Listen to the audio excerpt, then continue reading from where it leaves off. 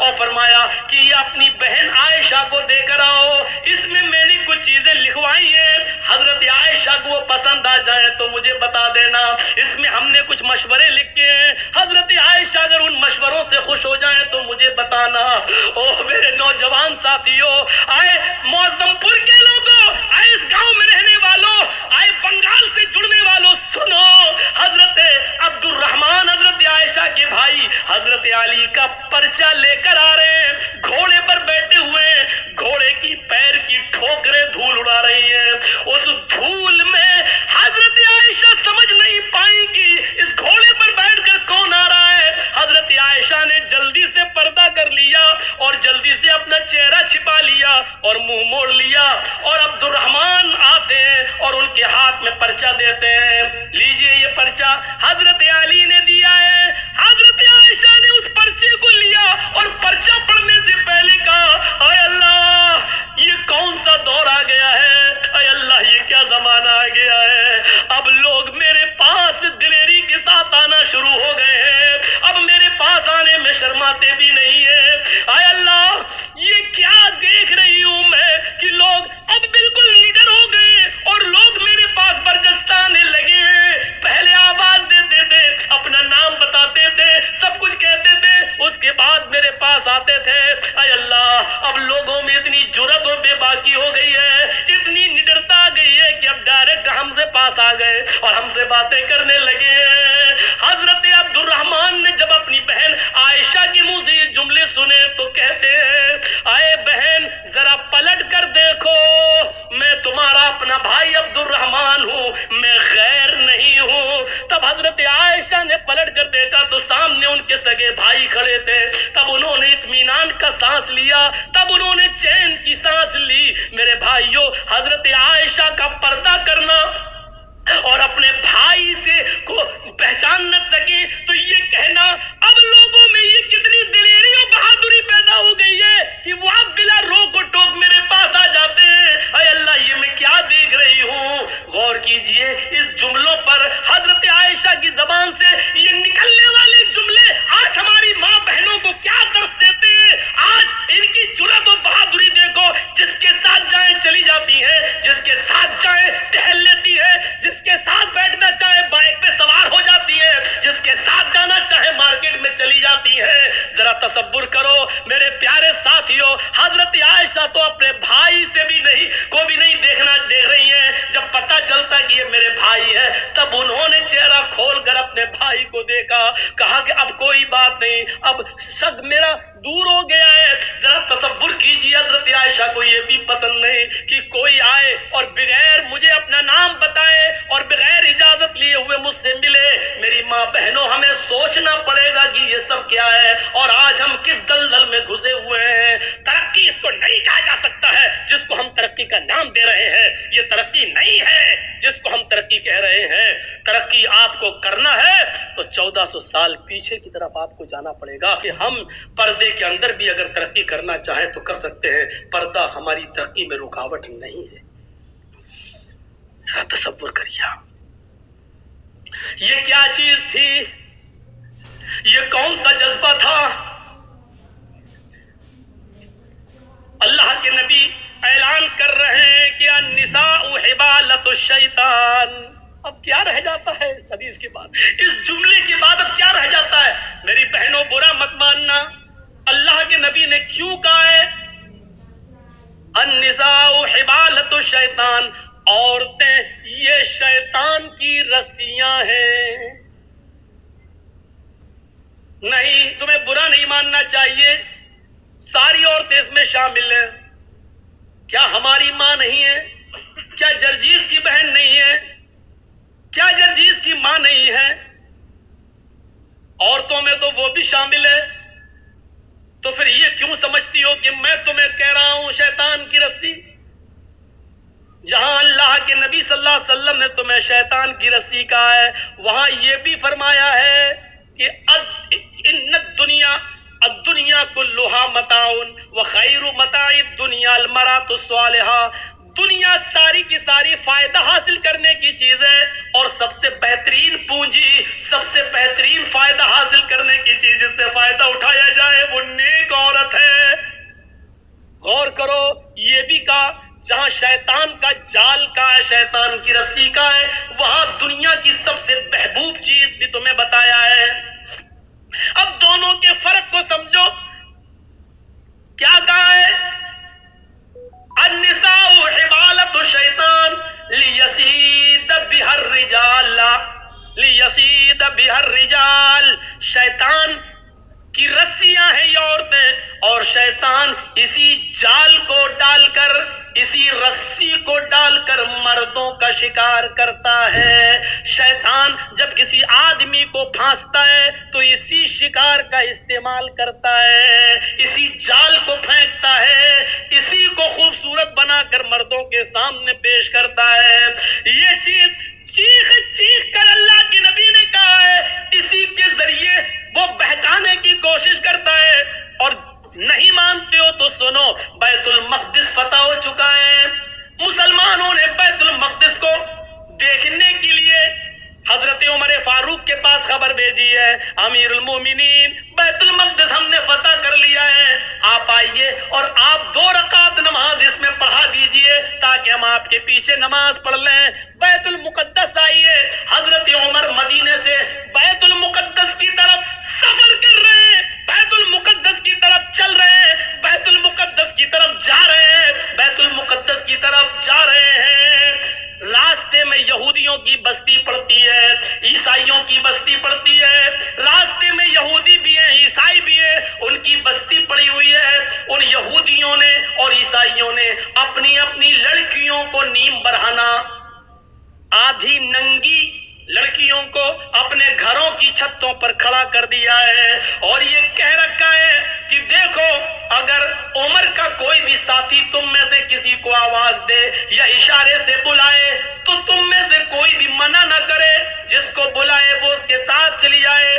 اگر عمر کے کسی ایک آدمی نے تمہارے ساتھ منہ کالا کر لیا، عمر کے کسی ایک ساتھی نے اگر تمہارے ساتھ زنا کر لیا، عمر کے کسی ایک ساتھی نے بھی اگر تمہارے ساتھ جسمانی تعلق قائم کر لیا تو ہم کامیاب ہو جائیں گے۔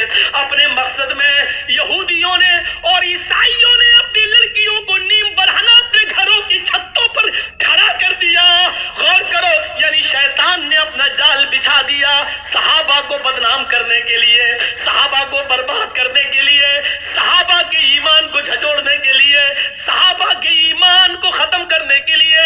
ادھر حضرت عمر فاروق کو جب یہ پتا چلا کہ ان یہودی اور عیسائیوں نے ایسا کر لیا تو انہوں نے حکم دیا کہ لوگوں میں پیچھے پیچھے چلوں گا، آگے آگے نہیں۔ سنو، یہودیوں کی لڑکیاں گندے اشعار پڑھیں گی، اپنی طرف تمہیں بلائیں گی، اپنی طرف تمہیں مائل کریں گی، میک اپ کیے ہوئے ہوں گی اور نیم برہنہ ہوں گی۔ آئے میرے ساتھیوں، تم لوگوں نے ایک لمبی جنگ لڑی ہے، کئی مہینوں سے تم اپنے گھر نہیں گئے ہو سکتا ہے کہ تم میں سے کسی کو اپنی بیوی کی یاد آ رہی ہو، کیونکہ کئی مہینے تم جنگوں میں رہے ہو اور اپنے بال بچوں سے، اپنی بیوی بچوں سے تم ملے نہیں ہو، اس لیے ہو سکتا ہے تھوڑی دیر کے لیے تمہاری نظریں ان یہودی لڑکیوں پر ٹک جائیں، ان عیسائی لڑکیوں پر ٹک جائیں، اور یہ بھی ہو سکتا ہے کہ نظروں سے نظریں ملیں اور یہ تیر نظروں کے راستے سے دل کے اندر پیوست ہو جائے۔ کہیں ایسا نہ ہو کہ پھر تم میں سے کوئی غلط کام کر بیٹھے، میں ننگی تلوار لے کر باہر پیچھے پیچھے چلوں گا۔ اگر تم میں سے کسی ایک کی نظر یہودی کی لڑکی پر اور عیسائیوں کی لڑکی پر پڑے گی تو میری تلوار اس کی گردن کی اوپر چلے گی۔ تمہارے قرآن کا حکم ہے، قل للمؤمنات یغضضن من ابصارهن ويحفظن فروجهن ولا يبدين زينتهن، کہ تم جب بھی بازاروں میں کہیں چلو تو اپنی نگاہیں نیچی کر کے چلو۔ یہ عورتوں کا حکم ہے تو تمہیں بھی حکم ہے، قل للمؤمنین یغضوا من ابصارهم، آئے محمد کے ساتھیو تم بھی نگاہیں نیچی کر کے چلو۔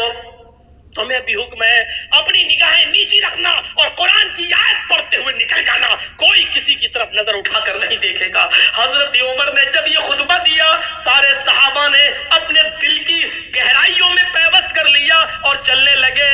جب چلتے چلتے یہودیوں کی بستی آئی، یہودیوں کی لڑکیاں اور عیسائیوں کی لڑکیاں اس منظر کو دیکھ رہی ہیں، اور جب یہ اس گاؤں سے گزرنے لگے، ان کی چھتوں کے پاس سے گزرنے لگے تو ان کے میک اپ لائٹ مارنے لگے۔ لگے, ان کی خوبصورتی چمکنے لگی, ان کے حسن و جمال انگڑائیاں لینے لگے میرے بھائیوں. اور ساتھ میں سریلی اور میٹھی آواز میں بجنے والے گانوں نے میرے بھائیوں کانوں کے اندر ایک عجیب کھنکھناہٹ پیدا کر دی. لیکن جب وہ گانا گا رہی تھی تو محمد کے ساتھی, عمر فاروق کے یہ ساتھی چیخ چیخ کر قرآن کی آیت پڑھنے لگے, قل للمؤمنین یغضوا من ابصارہم ویحفظوا فروجہم, قل للمؤمنین یغضوا من ابصارہم ویحفظوا فروجہم. تھوڑی دیر لگی ہے کہ آپ کا یہ قافلہ اور صحابہ کا یہ قافلہ تھوڑی دور نکل جاتا ہے. قرآن کی ان آیتوں کے آگے ان گانوں کی آوازیں مدھم پڑ جاتی ہیں, سلو ہو جاتی ہے. صحابہ کرام یہ قرآن کی آیتیں پڑھتے ہوئے آگے نکل جاتے ہیں. ان لڑکیوں کی طرف کبھی جھانک کر بھی نہیں دیکھا ہے.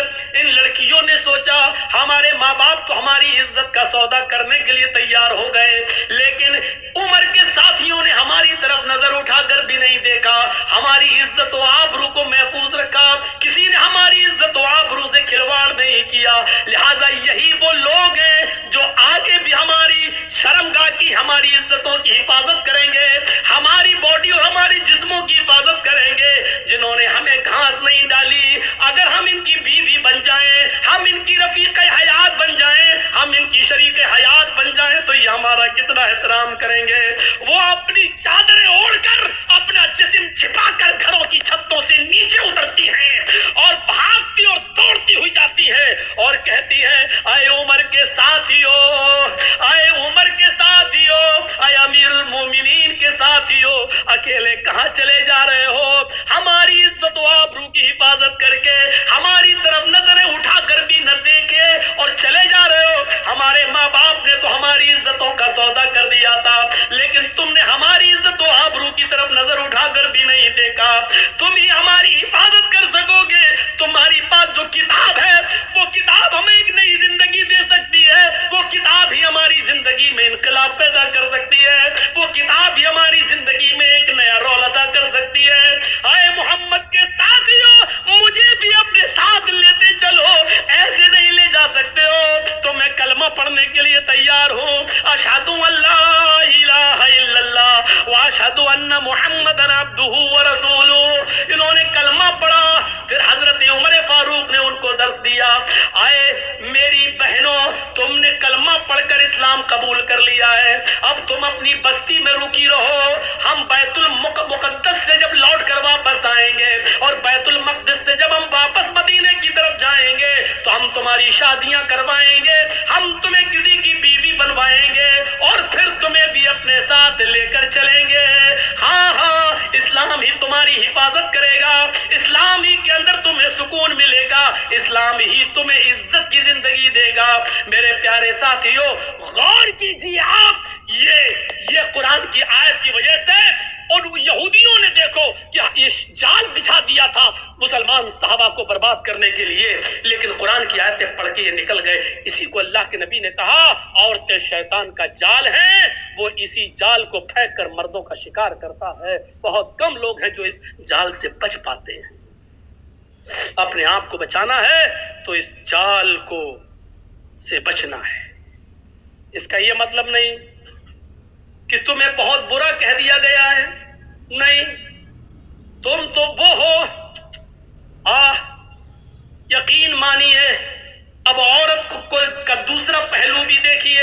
ایک طرف شیطان کا جال ہے, لیکن جب عورت اسلام کے دائرے میں آتی اور ایمان اس کے اندر پیدا ہوتا ہے تو یہ عورت پھر وہ چیز ہے جو فرعون جیسے ظالم بادشاہ کے سامنے نڈر ہو جاتی ہے اور سامنے کھڑی ہو جاتی ہے. جب فرعون کی بچی کو کنگھی کرتے ہوئے آسیہ کے ہاتھ سے کنگھی گر جاتی ہے اور وہ زمین سے کنگھی اٹھاتے ہوئے اس کے منہ سے نکلتا ہے بسم اللہ, بسم اللہ, تو فرعون کی بچی کہتی ہے تم نے یہ کس کا نام لیا؟ کہا میں نے اللہ کا نام لیا, اپنے رب کا نام لیا. فرعون کی بچی کہتی ہے یعنی میرے باپ کا. آسیہ کہتی ہے نہیں, اس اللہ کا جو میرا بھی اللہ اور تیرے باپ کا بھی اللہ ہے. پھر اس نے اپنے باپ سے اپنی آسیہ کی شکایت کی. فرعون نے طلب کر دیا جب طلب کر لیا تو فرعون کے سامنے کھڑی ہو کر للکارتی ہے اور کہتی ہے کہ ہاں میرا اللہ تیرا اللہ وہی ہے جس نے ہمیں بھی پیدا کیا اور تجھے بھی پیدا کیا ہے. یہ عورت پھر لرزتی نہیں، کانپتی نہیں، ستایا گیا، مارا گیا، لیکن پھر نہیں تبدیل ہوتی ہے. پھر آگ جلائی جاتی ہے، اس کے سامنے ایک آدمی کو لا کر پکڑ کر ڈالا جاتا ہے، وہ فوراً چرمرا جاتا ہے. اے آسیہ بدلتی ہے کہ نہیں بدلتی ہے؟ بول، چینج ہوتی ہے یا نہیں ہوتی ہے؟ جواب دیتی ہے کہ نہیں. چھوٹا سا بچہ اس سے چھین لیا جاتا ہے، تھوڑی دیر کے لیے سسک جاتی ہے کہ اب میری بچی آگ کے حوالے کر دی جائے گی، تھوڑی دیر کے لیے کانپ جاتی ہے، لیکن اللہ نے اس بچی کو قوت گویائی دی. ماں ڈرو نہیں، ہمیں جلایا جائے گا لیکن یہ تکلیف تھوڑی دیر کے لیے ہے، جنت کی نعمتیں ہمارا انتظار کر رہی ہے. ماں کود جانا، چھلانگ لگا دینا. جب چھوٹی سی بچی یہ بولی تو ماں میں اور ہمت پیدا ہو گئی. ماں کو بھی جلا دیا گیا، بچی کو بھی جلا دیا گیا. اگر شیطان کا جال کہا ہے تو وہ اپنے مکر و فریب کی وجہ سے، لیکن عورت وہ ہے جب اس کے اندر ایمان جاگتا ہے تو فرعون کے سامنے بھی وہ للکارتی ہے، اس کے سامنے نبرد آزما رہتی ہے اور فرعون کو اللہ ماننے سے انکار کر دیتی ہے. عورت میں جب ایمان پیدا ہوتا ہے تو وہ اسما بنتی ہے، اور وہ اسما بنتی ہے ابو بکر کی سالی عائشہ کی بہن، ابو بکر کی بیٹی عائشہ کی بہن اور محمد رسول اللہ کی سالی. غور کرو، جب اس کے بیٹے عبداللہ کو حجاج ابن یوسف نے تیر مار کے زخمی کر دیا اور اس کی گردن کاٹ دی اور کعبے کی دیوار پہ لٹکا دیا، بلایا اسما کو، بلاؤ. 100 سال کی ہو چکی تھی اس وقت اسما، کمر جھک چکی تھی، لاٹھی لے کر چلتی تھی. اے حجاج تو نے کیوں بلایا؟ اے حجاج تو نے مجھے کیوں بلایا؟ کہ تیرا بیٹا قتل کر دیا گیا. مسکرا کے کہتی ہے اللہ کے شیر کبھی قتل نہیں ہوتے ہیں، یقین نہیں آتا ہے. کہا نہیں. کہا اپنے بیٹے کی کٹی ہوئی گردن دیکھے گی؟ کہتی ہے دکھا. کہاں ہے؟ کعبے کی دیوار کی طرف اشارہ کیا کہ دیکھ. وہ بڑھیا کی کمر جھکی ہوئی تھی، صحیح سے گردن نہیں اٹھا پا رہی تھی، لاٹھی اس نے چھوڑ دی اور سیدھے کھڑی ہوئی. اللہ نے اس کی کمر کو سیدھے کر دیا، کھڑی ہو جاتی ہے. 100 سال کی بوڑھی ہے، ایک بھی دانت نہیں گرا ہے، آنکھوں کی روشنی کم نہیں ہوئی ہے، اپنے بیٹے کی کٹی ہوئی گردن کعبے کی دیوار پہ دیکھتی ہے. پہلے ہنستی ہے پھر روتی ہے. حجاج نے پوچھا آئے اسما، میں نے تجھے روکا تھا کہ اپنے بیٹے کو میرے خلاف بغاوت پر مت اتار، لیکن تو نہیں مانی. تو نے اپنے بیٹے کو زرہ پہننے تک سے منع کر دیا کہ بیٹے لوہے کی زرہ پہننے کی کیا ضرورت ہے، تیر سینے پہ لگتا ہے تو لگنے دے. تو نے میرے خلاف اس کو اکسایا، دیکھ اپنے بیٹے کی گردن لٹکی ہوئی اور آج کیوں رو رہی ہے. یہ ہنسنے اور رونے کا سبب مجھے پتہ نہیں چلا، کیوں پہلے ہنستی ہے اور بعد میں روتی ہے. کہتی ہے حجاج یہ تو نہیں سمجھے گا. حجاج نے کہا وہی تو سمجھنا چاہتا ہوں. آئے اسما جا رہی ہے تو جا اپنے بیٹے کے، یہ بیٹے کی گردن اس کی باڈی تیرے گھر پہنچا دی جائے گی، جنازہ ونازہ پڑھ کر اس کو دفنا دیا جائے. ہنسنے اور رونے کی وجہ بتا. تو یہی اسما ہے جو ہنسنے کی وجہ بتاتی ہے کہ اے حجاج اپنے بیٹے کی خوش قسمتی پہ ہنس رہی ہوں، اور روئی اس لیے کہ وہ میری بدقسمتی ہے، اپنی بدقسمتی پہ رو رہی ہوں. حجاج نے کہا تیرے بیٹے کی خوش قسمتی کیا ہے؟ اس کی گردن تو کٹ گئی اور تو خوش قسمتی کہہ رہی ہے، اور تیری بدقسمتی کیا جو تو رو رہی ہے؟ اس نے کہا حجاج میرے بیٹے کی خوش قسمتی ہے کہ گردن کٹنے کے بعد، جان چھیننے کے بعد اس کے جسم کو، اس کی گردن کے بعد, سب کچھ چھیننے کے بعد بھی تو نے میرے بیٹے کی مسکراہٹ نہیں چھین سکا ہے. اے حجاج, کعبے کی دیوار پہ لٹکا ہوا میرے بیٹے کی گردن مسکراتے ہوئے کہہ رہی ہے ابھی شہید کے مرنے کا وقت نہیں آیا ہے. اللہ کی راہ میں جو قتل کر دیا جائے وہ مرتا کہاں ہے, وہ تو زندہ ہے. میرے بیٹے کی کٹی ہوئی گردن, ہنستا ہوا چہرہ یہ کہہ رہا ہے کہ میرا بیٹا مرا نہیں ہے, ابھی اس خطیب کے مرنے کا وقت نہیں آیا ہے. اچھا تو تیری بدقسمتی کیا ہے؟ آئے حجاج, میں رو اس لیے رہی ہوں کیونکہ یہ میری بدقسمتی ہے کہ اللہ نے مجھے میری کوکھ سے ایسا بہادر ایک ہی بیٹا دیا ہے.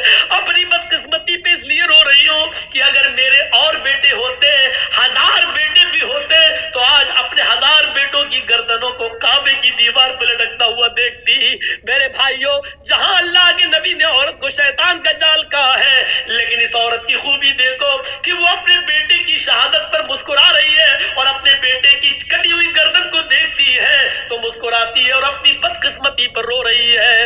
ان عورتوں نے ایک نمایاں کارنامہ ادا کیا ہے, اپنے بیٹوں کو بہادر بنانے کا کارنامہ ادا کیا ہے. میرے بھائیوں, عورتیں کبھی کسی میدان میں پیچھے نہیں رہی ہیں, کبھی کسی میدان میں عورتیں پیچھے نہیں رہی ہیں, کبھی کسی جنگ میں عورتیں پیچھے نہیں رہی ہیں.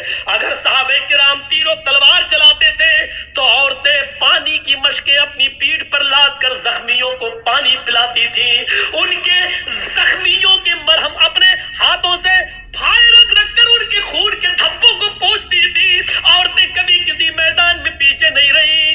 ہاں, بعض عورتیں تو ایسی بھی تھی جو اللہ کے نبی کے پاس آ کر کہتی تھی اے اللہ کے نبی, قیامت کے دن یہ مرد جنت میں پہلے جائیں گے, ہم بعد میں, اس لیے کہ آپ نے جہاد کا حکم دیا ہے. یہ مرد بڑھ چڑھ کر حصہ لیتے ہیں, یہ جہاد میں جاتے ہیں, پھر اللہ کی راہ میں قتل کر دیے جاتے ہیں, یہ شہید ہوتے ہیں اور شہید کا درجہ بہت اونچا ہے. اے اللہ کے رسول, ہمیں بھی اجازت دیجیے کہ ہم میدان جنگ میں جائیں, ہم بھی لڑیں اور قتل ہو جائیں اور اللہ مجھے جنت میں جانے کا حکم نافذ فرمائے. عورتوں کا جذبہ دیکھو, عورتیں آتی اور اجازت مانگ رہی ہیں, لیکن اللہ کے نبی صلی اللہ علیہ وسلم فرماتے ہیں عورتوں, تمہیں جنگ میں جہاد کی اجازت نہیں دی جائے گی. تم اپنے گھروں میں رہ کر اپنے شوہروں کی خدمت کرو, اپنے بچوں کو پال پوس کر بڑا کرو, تمہیں وہی ثواب دیا جائے گا جو ان مردوں کو, ان صحابہ کو جہاد کا دیا جا رہا ہے. اندازہ لگائیے, عورتیں کبھی کسی میدان میں پیچھے نہیں رہی ہیں. کہاں ہیں عورتیں پیچھے؟ کبھی نظر ڈال کے دیکھو اسلامی تاریخ پر, عورتیں کبھی پیچھے نہیں رہی ہیں, کسی بھی میدان میں پیچھے نہیں رہی ہیں. اس عورت کو دیکھو, اس عورت کو دیکھو جو اپنے چھوٹے چھوٹے بچوں سے کہتی ہے, ایک بچے کی عمر 7 سال اور ایک بچے کی عمر 9 سال, کہتی ہے میرے بیٹو, یہ جو سامنے کھڑا ہے یہ ابو جہل ہے, یہ تمہارے نبی جناب محمد رسول اللہ کو گالیاں دیتا ہے. غور کرو کہ وہ دونوں بچے ایک اونچے ٹیلے پہ چڑھ جاتے ہیں اور ایک بچہ تلوار لے کر پیچھے کھڑا ہو جاتا ہے. ایک کا نام ہے معاذ اور ایک کا نام ہے معوذ. ایک کی عمر ہے 7 سال اور ایک کی عمر ہے 9 سال. ایک بچہ پہاڑی پہ چڑھا ہے, ایک بچہ تلوار پیچھے چھپائے ہوئے کھڑا ہے زمین پر. جیسے ابو جہل گھوڑا دوڑاتے ہوئے آتا ہے, اوپر والے بچے نے دیکھا کہ بالکل قریب آ گیا ہے, باز کی طرح جھپٹا اوپر سے چھلانگ لگاتا ہے اور ابو جہل کے گھوڑے پر گر کر ابو جہل کو نیچے گرا دیتا ہے.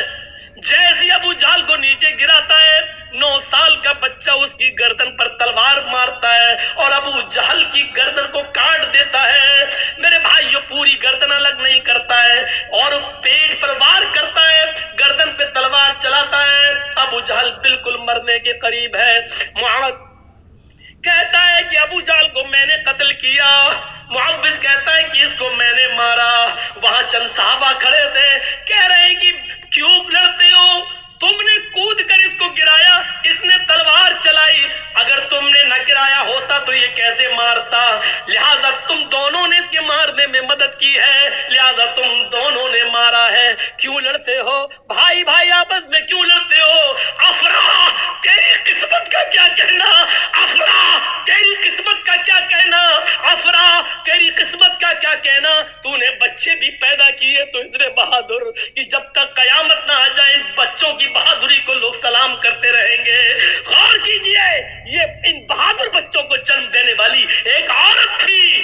ماں ایک باپ دو, ایک باپ سے ایک بچہ پیدا ہوا, باپ کا انتقال ہو گیا, ماں نے عدت گزاری, پھر دوسری شادی کی, دوسرے باپ سے دوسرا بچہ پیدا ہوا. لیکن ان دونوں بھائیوں کی محبت دیکھو, ایک کی عمر 7, ایک کی عمر 9 سال. افرا تیری قسمت کا کیا کہنا, تو نے بچے بھی جنے تو اتنے بہادر. ابو جہل قریش کے سردار کا قتل کیا تو عمر نے نہیں کیا, حمزہ نے نہیں کیا, علی نے نہیں کیا, ان بہادروں کے ہاتھوں نہیں مارا گیا. مارا بھی گیا ابو جہل تو ان چھوٹے چھوٹے معصوم بچوں کے ہاتھوں.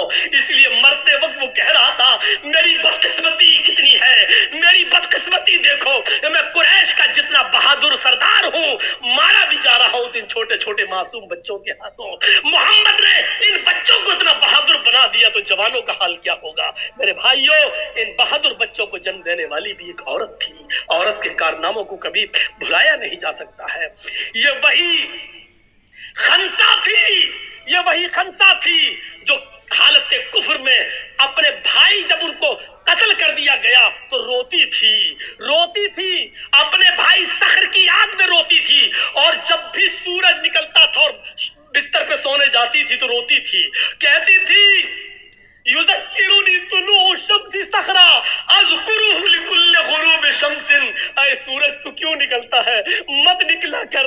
اے سورج تو پورب سے کیوں نکلتا ہے, ایسٹ سے کیوں چمکتا ہے, مت نکلا کر. جب تو نکلتا ہے تو مجھے میرے بھائی صخر کی یاد آ جاتی ہے. اے رات تو کیوں آتی ہے, اے سورج تو کیوں چھپ جاتا ہے, اے رات تو کیوں آتی ہے, جب بھی تو آتی ہے تو مجھے میرے بھائی صخر کی یاد آتی ہے. غور کرو, جو عورت خنسا اپنے دونوں بھائیوں کی یاد میں روتی ہو, اور اتنا روتی ہو کہ ہر صبح یہ کہتی ہو اے سورج تو کیوں نکلتا ہے, میرے بھائی کی یاد دلا دیتا ہے, اور رات میں سوتی ہے بستر پہ تو کہتی ہے رات تو کیوں آتی ہے, مجھے میرے بھائی صخر کی یاد آتی ہے. جو کافر تھی ابھی اپنے بھائیوں کی موت نہیں بھول پائی, لیکن جب سن 8 ہجری میں مسلمان ہوتی ہے, اسلام لاتی ہے, اور اس کے 8 سال کے بعد 16 ہجری میں جب جنگ ہوتی ہے قادسیہ, تو اس میں اپنے چاروں بیٹوں کو بھیجتی ہے, کہتی ہے کہ عمر کے اسلام کا جھنڈا نیچے نہیں آنے پائے. آئے میرے بیٹوں, جس طریقے سے تمہاری ماں ایک ہے اسی طریقے سے تمہارا باپ بھی ایک ہے. اللہ کی قسم میں نے تمہارے باپ کی امانت میں خیانت نہیں کی ہے, یعنی میں نے کسی دوسرے مرد کا چہرہ نہیں دیکھا ہے. آئے میرے بیٹوں, اس دنیا میں نہیں تو جنت میں ہم تمہارا انتظار کریں گے. جھنڈا نیچے نہیں گرنا چاہیے. چاروں بیٹوں کو میدان جنگ میں بھیج دیا, اور ایک ایک کر کے چاروں بیٹے قادسیہ کی جنگ میں شہید کر دیے گئے. ایک شخص آتا ہے اور کہتا ہے اے خنسا, تیرے چاروں بیٹے میدان جنگ میں قتل کر دیے گئے, شہید کر دیے گئے. وہی چاروں بیٹے کہتے کہ بڑھاپے میں بیٹے ہی سہارا ہوتے اور آسرا ہوتے ہیں. ان چاروں بیٹوں کو کہ انتقال کی اور ان کی شہادت کی خبر سنتی ہے, جو اپنے بھائی کی موت کو نہیں بھلا سکی حالت کفر میں, جو اپنے بھائیوں کی موت کو روزانہ یاد کرتی تھی, لیکن آج جب وہ 4 بیٹوں کی شہادت کی خبر سنتی ہے تو آسمان پہ نظریں ڈالتی ہے اور کہتی ہے الحمدللہ الذی شرفنی بقتلہم. تمام تعریفیں اس اللہ کے لیے ہے جس نے مجھے میرے بیٹوں کی شہادت سے مجھے سرفراز کیا ہے, مجھے میرے بیٹوں کی شہادت سے مجھے خوش کیا ہے. اپنے چاروں بیٹوں کی بہادری کی موت پر, ان کی شہادت پر ہنستی ہے, مسکراتی ہے. ان بچوں کی شہادت پر خوش ہونے والی بھی ایک عورت ہے. اگر عورت